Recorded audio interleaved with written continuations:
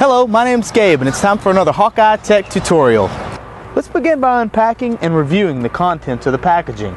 In the box, there should be a display, white and black bezels and faceplates, a display storage cover, flush mount bracket, thick dash extension, and a bag containing a manual, warranty registration card. Your depth finder will also be packed with the transducer of your choice. We'll review the transducer parts list later in this video when we talk about transducer installation.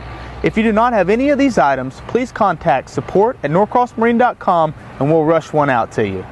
Now let's discuss the transducer options available for HawkEye depth finders. The standard transducers are a transom mount and a plastic thru-hull. The transom mount is suitable for outboard, inboard-outboard, single inboard, or jet drive propelled vessels. The hull dead rise angle must be below 30 degrees and the transom dead rise should be between 3 and 20 degrees. The thru-hull transducer is suitable for outboard, inboard-outboard, single or dual inboard, or jet drive propulsion. The hull dead rise angle must be below 20 degrees, fiberglass or metal, and cannot exceed 1 1/4 inches in thickness. The hull cannot be constructed of wood. Utilizing shoot-through technology, the D10D's transducers can also be glued inside the vessel's hull. Because of the D10DX's transducer's integrated water temperature sensor, they cannot be glued inside the hull. If you think that the transducer that is packed with your depth finder is not suitable for your vessel, contact us and we'll be happy to review your installation plan. We offer a transducer exchange program that allows you to swap your standard transducer for a specialized transducer suitable for just about any installation.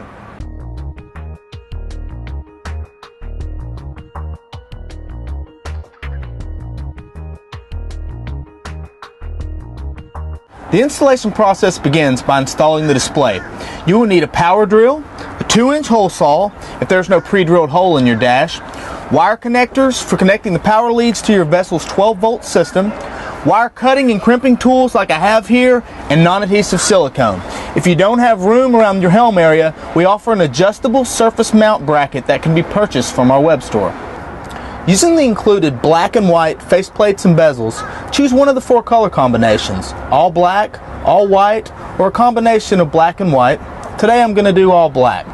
You simply place the face over the display, make sure to line up the tabs, then you take the bezel, press it on, and turn it clockwise until it snaps. We also have gold and chrome bezels can be purchased on our website to match your factory dash or give your digital depth sounder a custom appearance. Now let's find a location at the helm that will allow you to clearly view to the display during operation. Keep in mind that the wires for the transducer and power must reach the mounting location. Mark the location with a pencil, then check behind the area for wires, switches, etc. that may be damaged during cutting. If these obstructions are present, please use masking tape to hold them out of the way while you cut.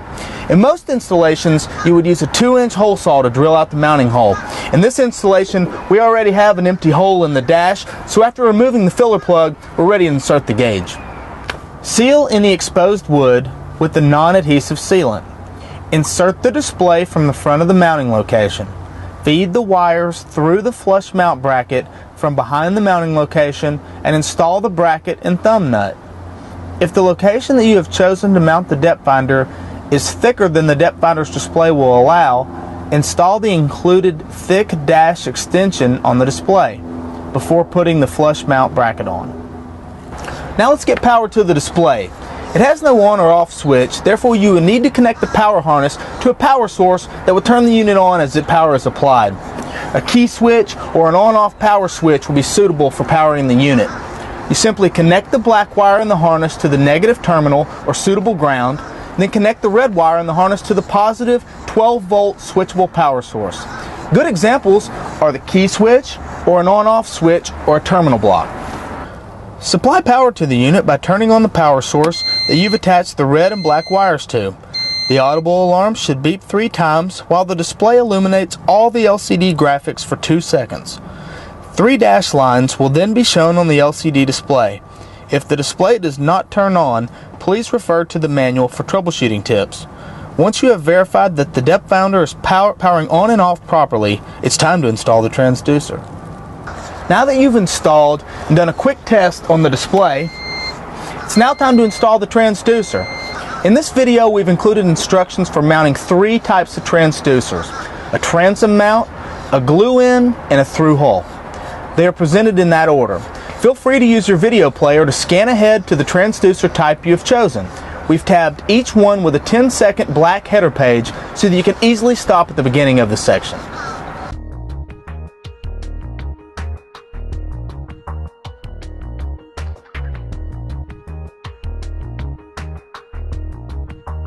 The transom mount transducer is suitable for outboard, inboard-outboard, single inboard, or jet drive propelled vessels.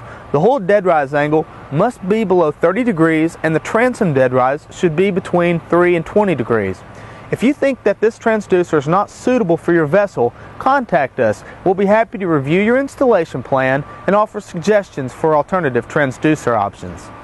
Let's begin by unpacking and reviewing the contents of the packaging. In the package, there should be a transducer with attached harness, a support bracket, a kick-up bracket, 2 tapered shims, 2 cable clamps, a clamshell cable cover, 2 number 10 self-tapping screws, and 4 number 6 self-tapping screws. If you do not have any of these items, please contact support@norcrossmarine.com and we will rush one out to you.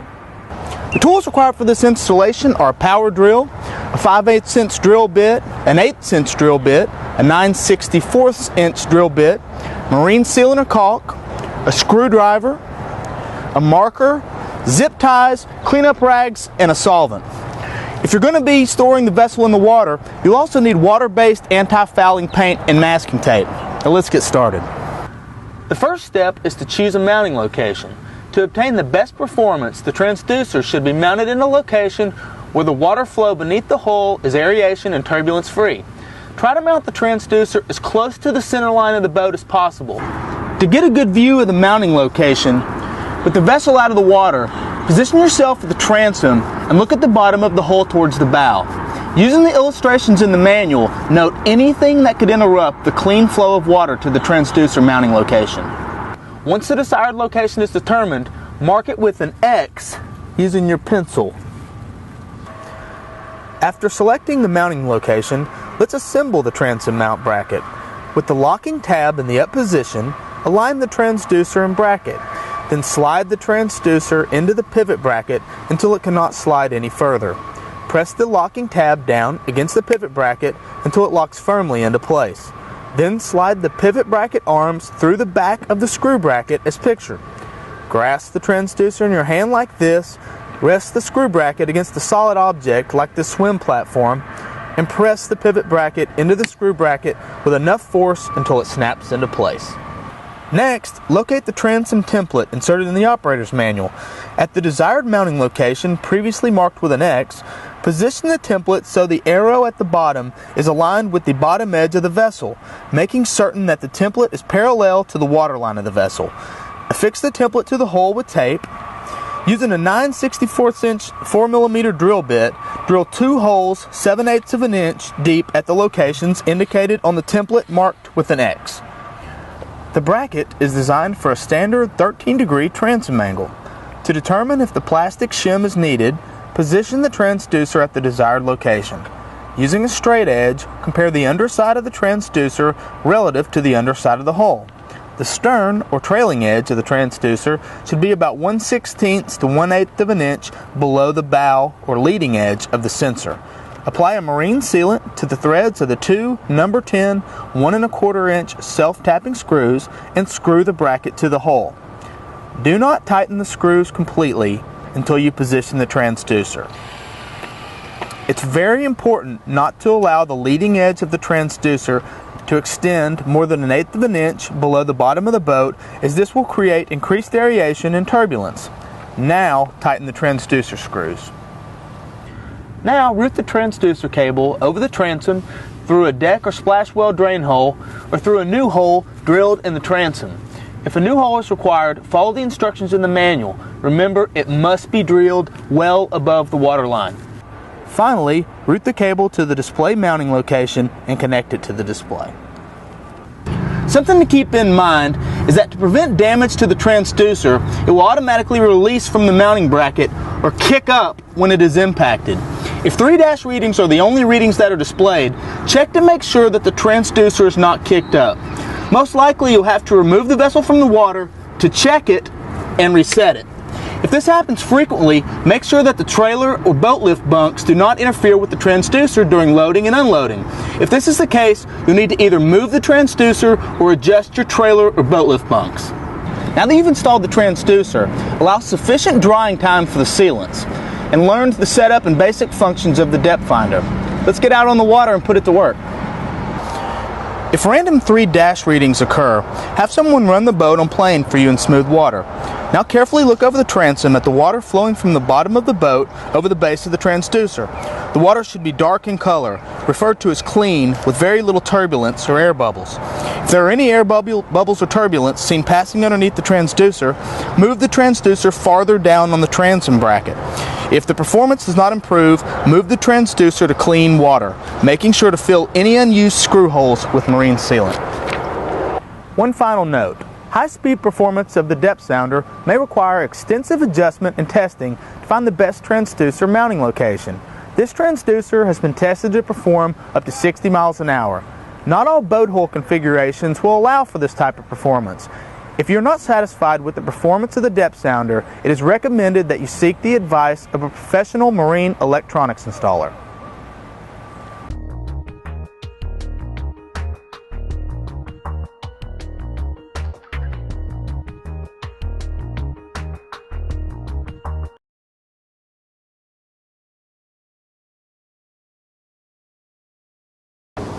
This transducer is suitable for vessels with the following hull types: high-speed boats to increase the performance of the depth sounder, trailer boats to prevent accidental damage to the transducer from trailering, shallow draft boats to prevent accidental damage to the transducer from intentional or unintentional ground, non-cored hulls, or aluminum hulls thinner than 1/8 of an inch. Inboard vessels have a lot of running gear that creates significant acoustic noise and water turbulence. If you think that this transducer is not suitable for your vessel, contact us by phone, email, or at our website, and we'll be happy to review your installation plan and offer suggestions for alternative transducer options. The tools required for this type of installation are a plastic bag, petroleum jelly, 30 grit sandpaper, a 2-part slow cure epoxy, and tie wraps. The most important thing to keep in mind is that transducers can only be glued inside holes that are solid fiberglass or up to an 1/8 inch aluminum. However, since boat hulls absorb acoustic energy, transmitting through the hull reduces the transducer's performance. It's important to note that fiberglass hulls are often reinforced in places for added strength. These cored areas contain wood or structural foam, which are poor sound conductors. To achieve optimal performance, find a location where the hull's laminate is solid fiberglass and not cored. Let's begin by establishing a baseline for the depth finder readings. Anchor or moor the vessel in a body of water away from other boat traffic. Make sure you turn off all other sonar devices on your boat and locate the vessel at least 50 feet from the nearest vessel. Now, plug the transducer cable into the back of the depth sounder display and turn the display on. Once the display is turned on, it will display the test sequence and then display 3 dashes. Place the transducer close to your ear. If the transducer is properly connected, it will be emitting a ticking sound, similar to a wristwatch. If you do not hear this ticking sound, recheck your connections or visit our customer service center for advanced troubleshooting. Before proceeding, make sure the keel offset feature is turned off. If it's on, the KO icon will be illuminated on the depth finder display. You will need to set the keel offset to 0. Now hold the transducer over the side of the vessel so that it is the same distance below the water surface as it would be in the hull mounting location. Note the depth that is being displayed on the depth sounder. Remove the transducer from the water and proceed to testing the depth readings with the transducer at the desired in-hull location. The first thing we need to do is find a proper location for the transducer. There are 3 methods that we can use to test that location. The first method is the plastic bag method. If the hull surface is not smooth, sand it with 30 grit sandpaper until a smooth surface is obtained. Partially fill a thin plastic bag with water. Place the transducer inside and close it tightly with a tie wrap. Wet the surface of the hull and press the transducer face against the hull through the bag and check the depth reading on the display. The second method is to set it in the bilge water. If the transducer will be located in an area of the hull that holds water, place the transducer against the hull and allow bilge water to cover the surface where the transducer touches the hull. Now check the depth reading on the display. The third method is petroleum jelly. If the hull surface is not smooth, sand it with 30 grit sandpaper until a smooth surface is obtained. Coat the face of the transducer with petroleum jelly and press it against the hull with a twisting motion. Use duct tape to hold it in place. Now check the depth reading on the display. Now that you have the transducer temporarily affixed to the hull, it's time to take the vessel for a test drive. Before heading out, make sure the display is functioning properly and familiarize yourself with the operation of the display. Now remove the vessel from its mooring and operate it at idle speeds while getting to know the functions and performance of the depth sounder. Now gradually increase the boat speed and observe the depth readings. Make sure you stay in water between 2.5 and 200 foot deep. If 3 dash readings appear, put the vessel in a slow turn. If the dash readings disappear when turning, the transducer's position probably needs adjustment because it is in aerated water. If the 3 dash readings do not disappear while turning, relocate the transducer using one of the previous test methods. If following the bilge water test method, make sure that your 3 dash readings are not caused by the bilge water flowing away from the transducer face while turning, accelerating, or decelerating. If you're happy with the performance of the depth finder, then mark the area with a pencil or marker and proceed to gluing in the transducer. Do not proceed to the next step until you are satisfied with the readings. If you have difficulties, please visit our customer service center or our website or call 888-667-2767 for technical assistance. If during these tests 3 dash readings constantly appear, then the transducer cannot be mounted inside your hull. Follow the instructions for transom mounting the transducer or contact us and ask about exchanging your transducer for one that is more suitable for your vessel. If during these tests 3 dash readings randomly appear or the readings are noticeably different from the depth displayed when the transducer was hung over the side of the boat, you'll probably need to find another location using the 3 methods described previously. If the readings are satisfactory, mark the spot in the hull and proceed. To affix the transducer to the hull, use only a 2-part slow cure epoxy.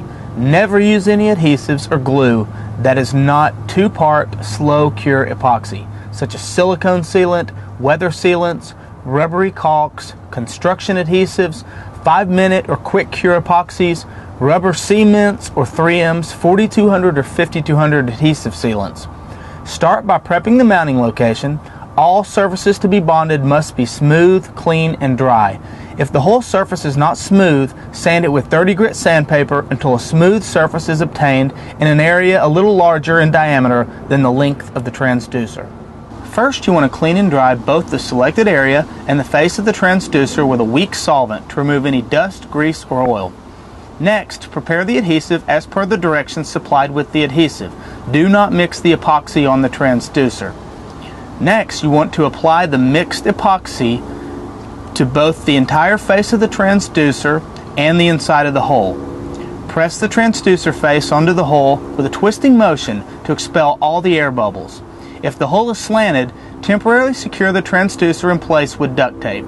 Allow the adhesive to cure as per the manufacturer's instructions. Finally, route the cable to the display mounting location and connect it to the display. After the epoxy is dried per the manufacturer's recommendation, take the vessel for a ride. If you're not happy with the readings, there are very little adjustments you can do at this time. You will need to remove the transducer and return to step 1 of the glue-in instructions. If you need to remove the transducer, place a piece of wood against the base of the transducer. Gently tap the piece of wood with a hammer. Do not strike the transducer directly. Once the transducer is removed from the hull, sand the excess epoxy adhesive off with sandpaper. Do not use chemicals to remove the excess epoxy.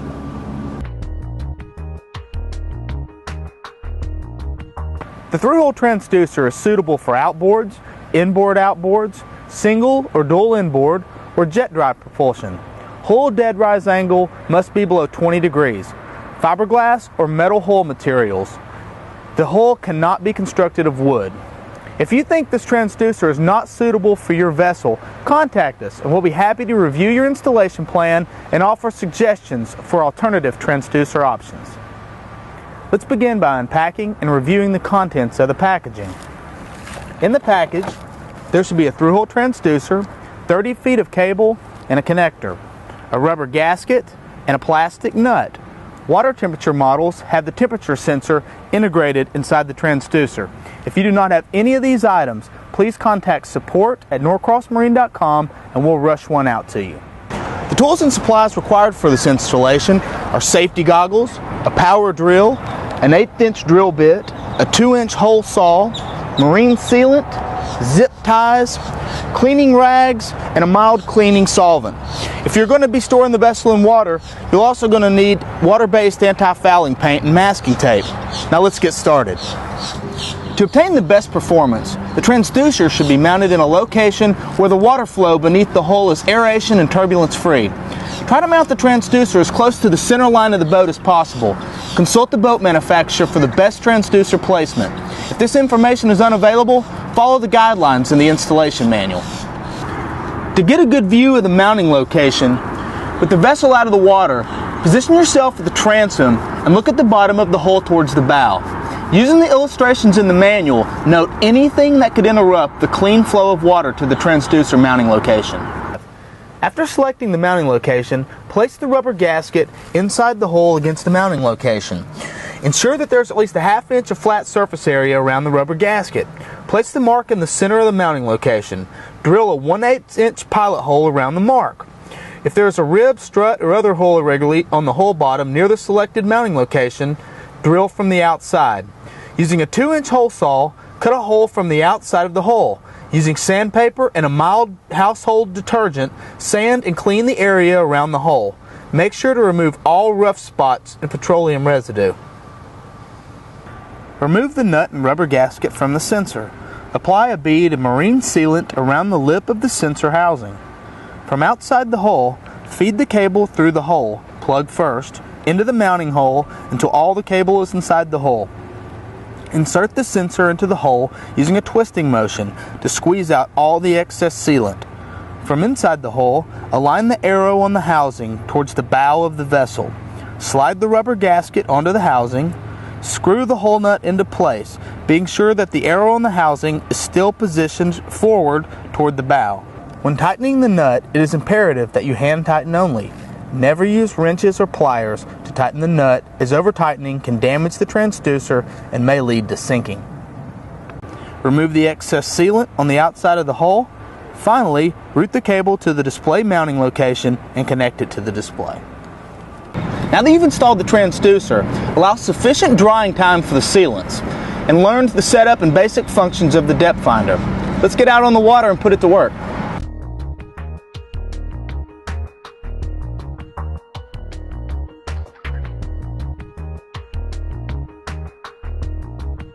Now let's get to know your depth finder. We'll start with the shallow water alarm. The shallow water alarm function can be set for depths ranging from 3 to 200 feet and triggers an alarm when the depth is less than the setting. You must be in depth sounder mode to adjust this setting. To set the shallow water alarm, first make sure that the display is showing the current depth. On non-temperature models like the D10D, press and release the up key. On models with temperature, like the D10DX, press and hold the up and down keys for approximately 3 seconds until the upward and downward facing triangles illuminate. Then press the up key to enter the shallow water alarm. The bell icon will illuminate and the upward facing triangle will blink. Pressing the up key will increase the selected value. Pressing the down key will reduce the value. Pressing and releasing the key will change the value in 1 foot increments per second. Holding down the key will change the value in 9 foot increments per second. After the desired setting is achieved, the display will return to normal operation after 5 seconds. The upward facing triangle and the bell indicator will now be illuminated to indicate that a shallow water alarm is set. When triggered, the depth alarm sounds an audible buzzer for 10 seconds while flashing the warning LED and the upward facing triangle on the display. After 10 seconds, the audible alarm mutes and the warning LED and the icons continue to blink until the depth increases or the alarm is reset. To reset the alarm, repeat the previous steps. The deep alarm function can be set for depths ranging to 3 to 200 feet and triggers an alarm when the depth is more than the setting. To set the deep water alarm, first make sure that the display is showing the current depth. On non-temperature models like the D10D, press and release the down key. On models with temperature like the D10DX, press and hold the up and down keys for approximately 3 seconds until the upward and downward facing triangles illuminate. Then press the down key to enter the deep water alarm. The bell icon will illuminate and the downward facing triangle will blink. Pressing the up key will increase the selected value. Pressing the down key will reduce the value. Pressing and releasing the key will change the value in 1-foot increments per second. Holding down the key will change the value in 9-foot increments per second. After the desired setting is achieved, the display will return to normal operation after about 5 seconds. The downward facing triangle and the bell indicator will now be illuminated to indicate that a deep water alarm is set. When triggered, the depth alarm sounds an audible buzzer for 10 seconds while flashing the warning LED and the downward facing triangle on the display. After 10 seconds, the audible alarm mutes and the warning LED and the icons continue to blink until the depth decreases or the alarm is reset. To reset the alarm, repeat the previous steps. The keel offset feature is used to adjust the depth readings displayed by the device to compensate for the depth of the water required for your vessel to operate safely, typically referred to as your vessel's draft. For example, if your boat's draft is set to 3 feet, the keel offset feature should be set to 3 feet. The device will then subtract 3 feet from the actual depth readings and display this figure as the depth. If the water depth is 5 feet and the keel offset is set to 3 feet, the depth will be displayed as 2 feet, indicating to the operator that there is 2 feet of safe operating water. The maximum keel offset setting is 20 feet and can be set in 1/10 of a foot increments. The display will show 3 dash lines when a negative value occurs due to the keel offset subtraction. To set the keel offset, first make sure that the display is showing the current depth. Now press and hold the up and down keys for approximately 6 seconds until the KO icon begins to blink. Release the keys. Press the up key to increase the keel offset value. Press the down key to reduce the value. The display will return to normal operation mode after 5 seconds if no keys are pressed. The KO icon will remain illuminated in the top left-hand corner, indicating that the depth readings are adjusted to the keel offset setting. Finally, let's set the units of measure for the readings. The 2 settings available are feet and meters. To set the units of measure, first make sure that the display is showing the current depth. Press and hold the up and down keys until the current unit of measure begins to blink, approximately 8 seconds. Release the keys. To set the units to feet, press the up key. FT will flash on the display. To set the units to meters, press the down key. M will flash on the display. The display will return to the normal operation mode automatically after 5 seconds. This depth finder's auto-ranging, auto-sensitivity features means you'll never have to worry about adjustments. Simply turn the power on and you're ready to go. The depth sounder emits sound signals that travel through the water and then calculates the amount of time elapsed while the signal traveled down to the bottom and returned back to the transducer. This time is calculated by a microprocessor and displayed as a depth reading. Extremely dirty water, a very soft bottom, high speeds, deep water, aeration, or a combination of the above will result in incomplete or inaccurate readings. Under these conditions, variable readings or 3 dashes will be displayed.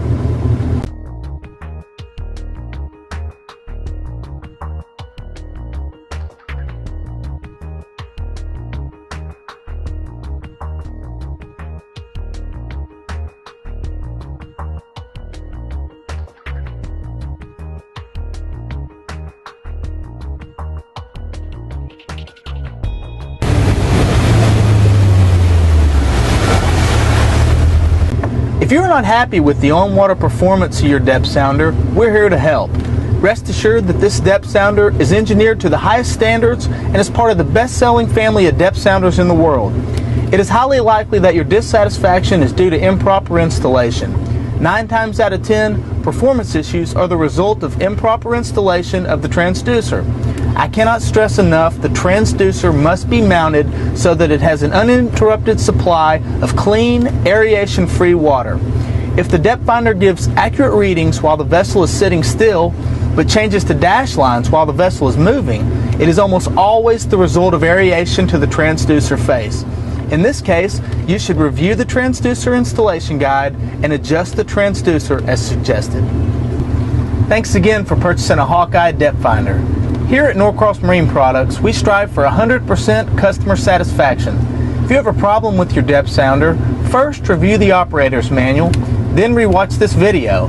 If you can't find a solution to the problem, feel free to call us at 888-7-NORCROSS during normal business hours. 24-hour technical support is available online at HawkeyeElectronics.com, where you can search our online knowledge base for the latest troubleshooting and FAQs, or post your own question for our support staff.